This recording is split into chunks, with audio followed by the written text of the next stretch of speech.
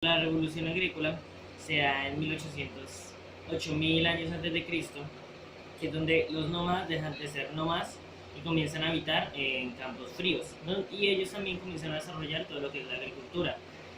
También desarrollan diferentes métodos como las cercas para que así no se les dañen los cultivos.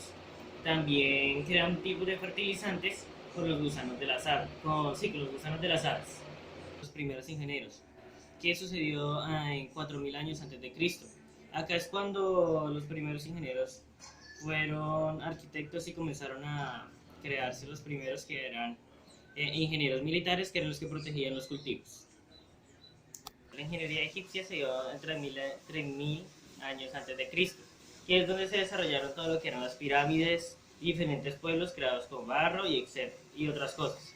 Las pirámides eran normalmente en tipo de triángulos juntándose sus esquinas y todo, para que se vea una especie de triángulo dimensional y así poder crear una especie de casa o lugar para los faraones.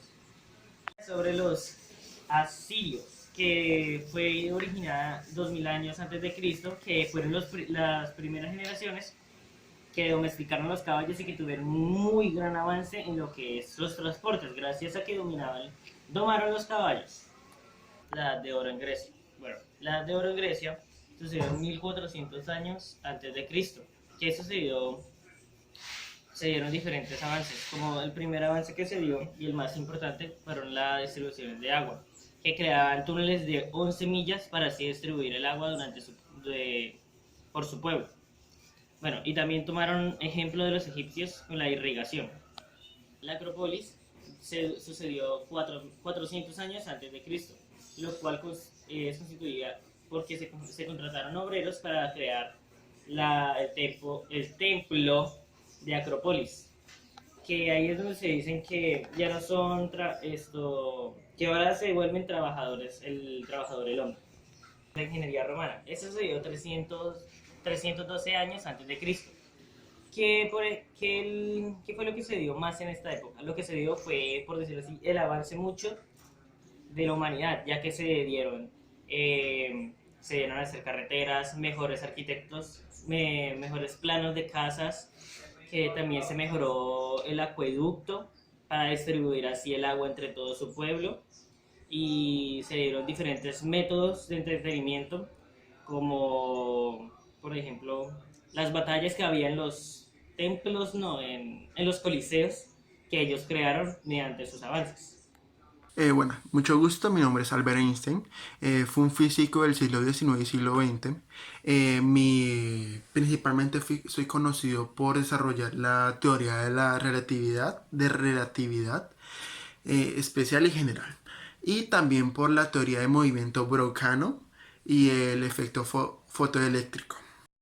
A ver, los griegos de 207 a.C., antes de la era común. Ellos hacen un gran aporte al descubrir la propia ciencia que son las matemáticas. Eh, Luego seguiría la hidráulica, que es en el año 40. Ellos intentan drenar el lago Fusiona a través de un túnel.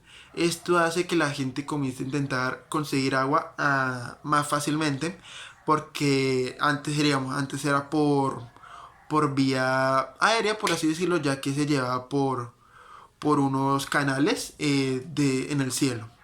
Luego seguiría la civilización romana, que aquí en el año 98 se crea el círculo máximo del sistema de drenaje. Ya aquí, digamos, ya se comenzó a crear, digamos, el drenaje como se conoce actualmente. Obvio con sus variaciones, pero digamos, el drenaje como lo conocemos actualmente, el básico, comenzó en el año 98 con la civilización romana. Y también se crearon las calles pavimentadas, por lo menos en la civilización romana. Luego sigue la guerra en el año 200. Acá se inventó algo llamado Urganium, que era para un ariete, que era para atacar bases enemigas, más que todo murallas o puertas o las puertas de los castillos y cosas así.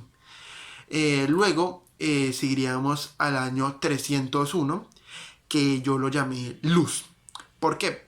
Porque se comienza a dar alumbrado público en toda la ciudad, principalmente a base de velas y llamaradas, por así decirlo. Luego le seguiría el año 700, que yo lo llamé China. ¿Por qué? Porque aquí se creía la muralla china, que mide más de 21.000 millones de metros, y en esta época, digamos, fue una de las mayores construcciones gracias a los ingenieros.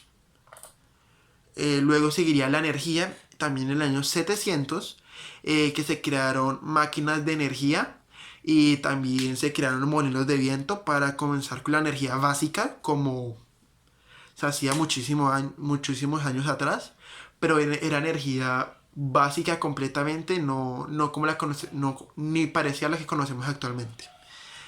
Seguiríamos con el año 900, que yo lo conozco como lo pusimos como como el año vikingo. ¿Por qué? Porque aquí se comienza a coger el arte de la construcción de barcos vikingos principalmente y otro tipo de barcos. Mi nombre es Stephanie Wodleck, soy ingeniera química. En el transcurso de mi vida creé 17 patentes. Una de estas grandes descubrimientos fue trabajar con polímeros de baja y alta temperatura.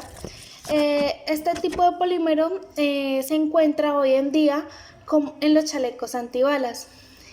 En 1500 desaparece la ingeniería y la arquitectura como una profesión. En 1770 el señor Peter Einlein creó el primer reloj de cuerda, lo cual este reloj duraba 40 horas y antes de que tuviera que ser rebobinado. En 1775 en Europa se crean las primeras profesiones, que sería la ingeniería civil y la arquitectura. En 1804 se creó la máquina de vapor. En Inglaterra la vía férrea.